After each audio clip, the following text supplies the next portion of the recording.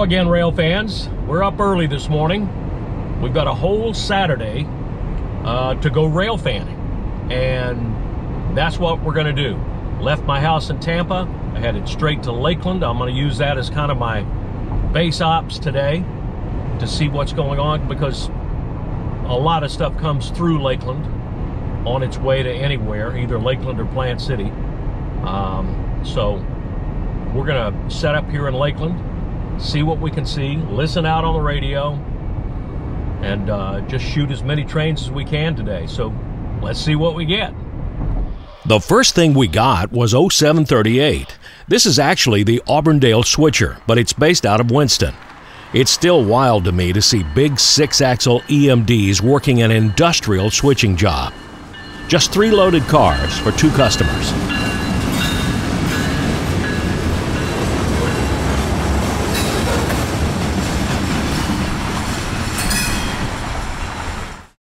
"10 miles to the east on the A-line is Auburndale, where it's squeezing season. Oranges are ripening in nearby groves, picked and trucked to plants like this one for processing into juice. Auburndale was at one time the orange juice capital of Florida." With the OJ plant in the background, 0738 climbs the hill into downtown Auburndale. He's already dropped off that loaded center beam to a customer back down the tracks.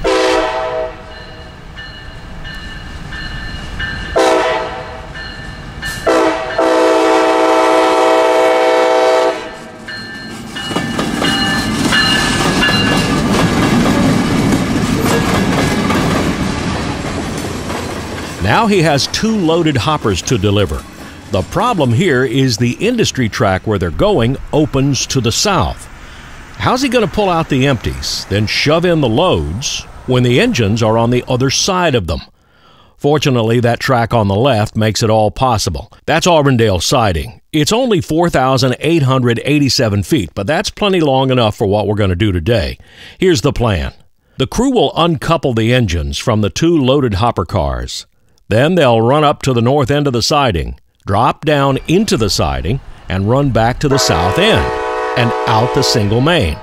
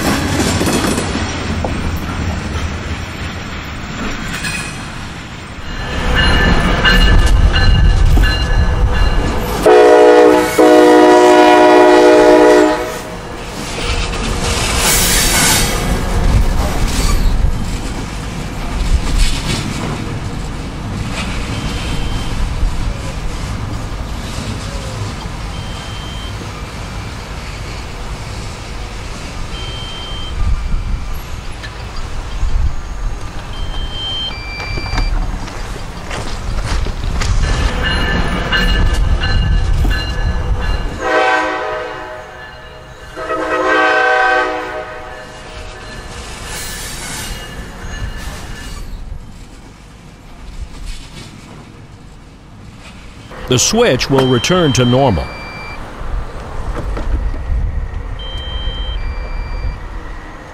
And then they'll run back north, now on the main, behind those hopper cars.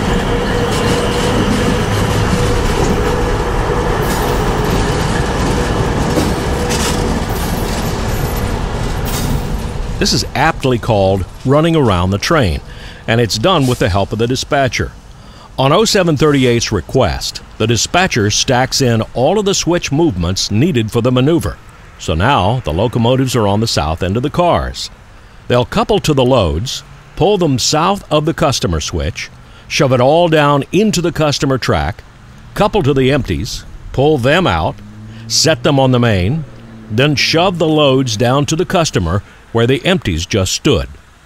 Now, I didn't get all this on video, so you'll just have to take my word that this is the way it happened. And now he's headed back home to Winston. And I am also headed west on US 92 in what is shaping up to be a pretty good rainstorm. We'll see. It was rain generated by the leading edge of a cold front pushing into central Florida from the Gulf. Fortunately, the downpour didn't last long, But the drizzling continued, and I was now hearing Amtrak 91 coming north out of Tampa. I set up for him on the platform of the old SCL passenger station at Lakeland. The station is gone, but the platform canopy is still here and would keep me and the camera out of the drizzle. Those of you who think Florida is flat and featureless will take note.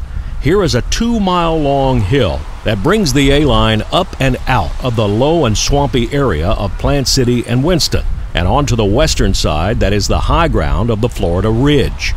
Many times, trains have glided to a dead stop right here, stalled when there was not quite enough power and a little too much train. It's no trouble for passenger trains, though. Amtrak 91 barely notices this hill. Track 91, probably through Lakeland Station. Clear, all the way through Lakeland, arriving.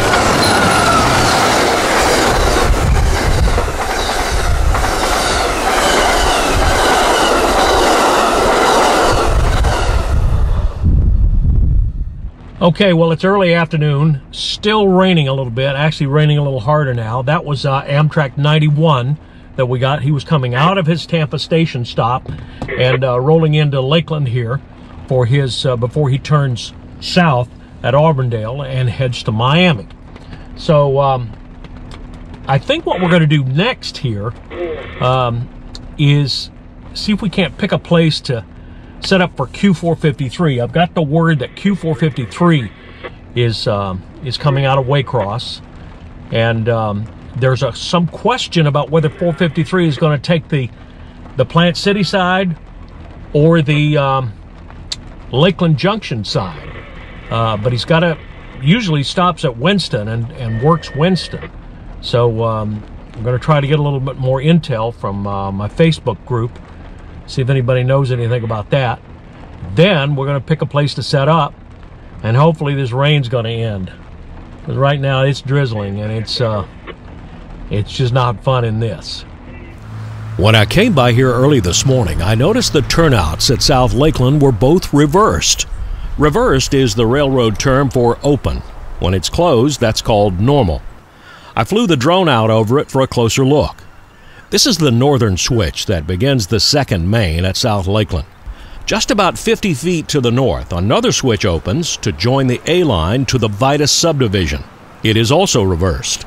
Looking the other direction, you can see the switch points are moved to run a train from the main line to the second main. We know this switch is reversed or open because the alignment will take a train off the uninterrupted or stock rail on the far right. That's our main line. The switch point on the right is moved up against the straight rail. The switch point on the left is open to allow the other wheel flange to roll gently onto the other rail. At the Frog, the inside wheel can go either way it's being pulled by the outside wheel. Flange holders called guardrails keep the outside flange up against the outside rail, while the inside wheel is going through the Frog. Now in CTC territory, switches are operated by remote-controlled powered devices. Normally set for dispatcher control, they can be taken offline and operated by hand, but it must be unlocked and the lever moved from motor to hand throw. The powered switch is a huge time saver and an important safety appliance.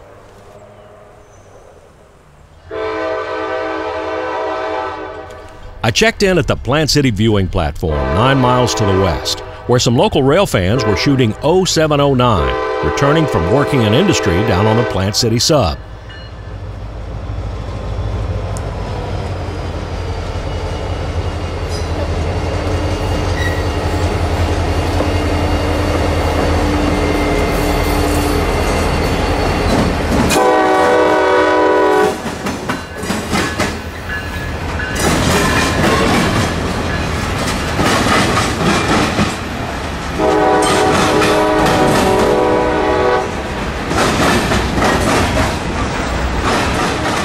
He's on the S line now, but pulls north of the diamond in order to gain access to the A line side. He backs around the connection and will be facing the right direction for his return to Tampa's Uceda yard.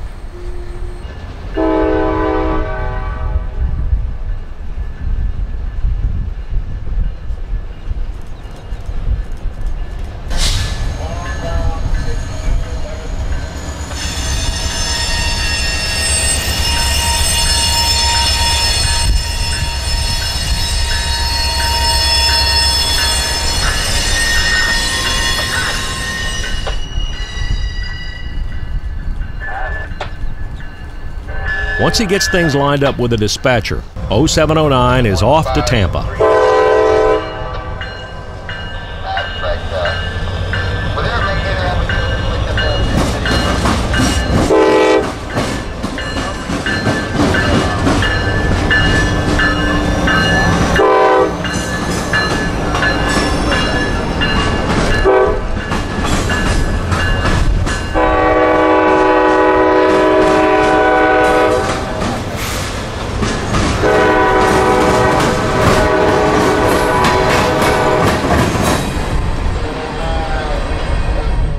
Well, that was a pretty nice catch. 709 coming in there to Plant City and changing routes, moving over from the seaboard side to the Atlantic coastline A-line side.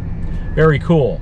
Also exceptionally cool, running into YouTube subscribers Ivan, Nick, and Dwayne. It's really a big thrill for me to run into these folks who actually watch these videos out there in the field. So that's a big deal. Now, what I'm hearing right now on the radio is Q453. He is called the south end of Stokes, and so I'm going to beat it on I-4 back east over to try and catch him, and I guess we'll try to intercept him at Lakeland Junction. At Lakeland Junction, the signal was already lined for Q453, a medium approach medium. Medium speed through the turnouts, then keep it at medium speed as you approach the next signal. It was only a couple of minutes until Q453 got there, and he clearly wasn't stopping for a crew change. I think this train now goes to Winston Yard and drops some cars, and possibly picks up some to take to Miami. Q45304 south into 3017. Medium approach medium. Lakeland Junction, south end. '"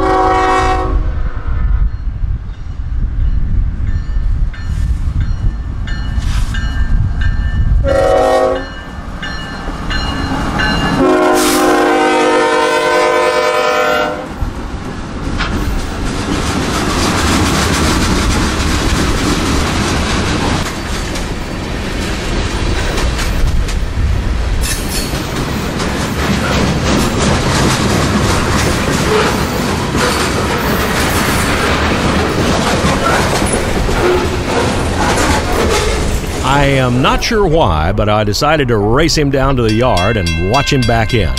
And it wasn't really a race at all. I got there with 10 minutes to spare. Looking good there, 37. Getting 8 more to the crossing. We got a restricting on the south leg Y to the long lead. All right, 8 more on a restricted signal, 3017. The signal to enter the yard displays a red over lunar white, an aspect called restricting, which indicates 20 miles an hour or less, watching out for any possible obstruction, prepared to stop in half the distance that you can see. The wording of the rule is a little different, but that's the spirit of what this signal indicates.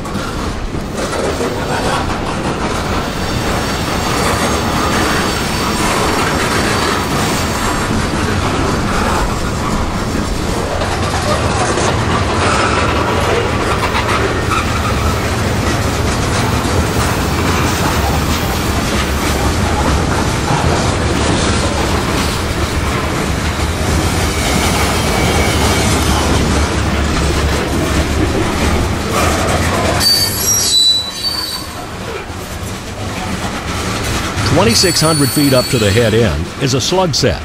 The 6983 has a diesel engine. The 2383 does not. It only has electric traction motors and gets its power from the 6983. The slug set is preferred in switching and yard operations.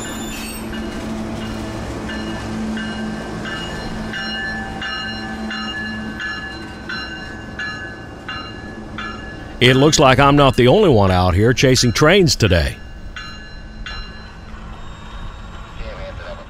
It's always nice catching a train backing into Winston. You can get up really close and see the actual movement of the train.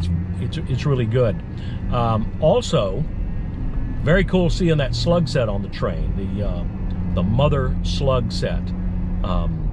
those at one time were ubiquitous in the Bone Valley. In the 90s, early 2000s, used to see those slug sets on every other train that came by. And there were lots of trains in the Bone Valley. Not so much anymore. They've all but been retired, so it's nice to catch one of those. Also, did you notice the couple who were sitting over there on the battery box on the other side of the tracks? I only got a quick shot of them. That was Cameron and Morgana. They're up from Fort Myers, spending the weekend rail fanning here in Polk County. How cool is that? Also, they're subscribers to the channel. So, all in all, this has been a big thrill for me to see these folks. Now, I'm catching on the scanner right now, Q442. He's coming out of Tampa. He's already past Valrico, and I'm headed the wrong direction on I-4 here. So I am going to have to do a U-turn and head back that way and try to find a place to intercept him, hopefully, before we lose our light here. We'll give it a try. In the twilight's last gleaming, I set up on State Road 39, the Buckman Highway. CFXC6 got a clear.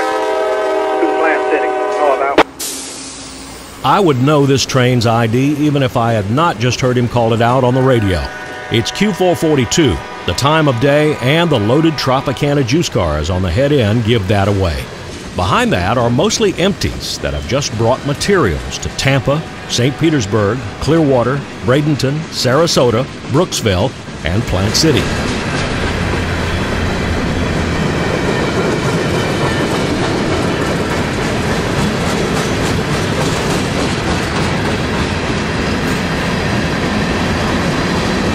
On the bottom are auto racks, also empties that have brought in cars and trucks to Tampa, Clearwater, St. Petersburg, Wesley Chapel, and Newport Richey.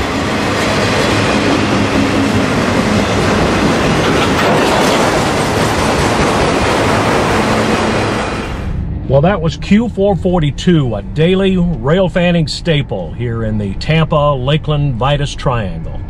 It's almost a sure bet every day. And a great way to end this day. And I'll tell you, I did not expect this morning when I got up for this to be a very good rail fanning day, because it was kind of rainy and misty and I didn't know what I was going to find. Turned out it was an excellent one. And the biggest thrill for me was meeting all those YouTube subscribers out there, Plant City and the folks in Lakeland. Just a big charge for me to meet folks who are as passionate about this hobby as I am. I'll tell you that. Thank you all for subscribing to this channel. Please comment in the comment section below if you got anything to say about this. Please hit the like button if you haven't already done that. Subscribe if you haven't already done that. And until we meet again somewhere out there on the high iron, this is Danny Harmon, out.